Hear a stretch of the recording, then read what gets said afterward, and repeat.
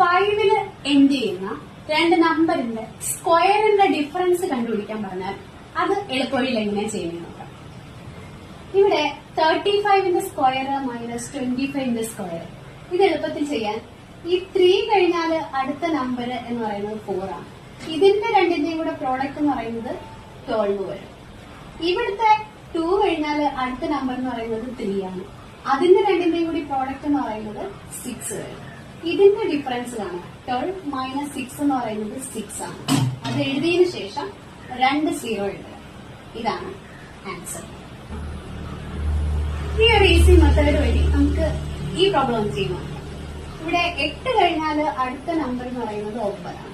ഇതിന്റെ രണ്ടിന്റെയും കൂടെ പ്രോഡക്റ്റ് എന്ന് പറയുന്നത് 72 വരും. അതുപോലെ ഇവിടെ 1 കഴിഞ്ഞാൽ നെക്സ്റ്റ് നമ്പർ എന്ന് പറയുന്നത് 2 ആണ്. ഇതിന്റെ പ്രോഡക്റ്റ് എന്ന് പറയുന്നത് 2 വരും. ഇതിന്റെ രണ്ടിന്റെ ഡിഫറൻസ് എന്ന് പറയുന്നത് 70 ആണ്. 70 എന്നിട്ട് 2 0 ഇടുക. ആൻസർ ആയി.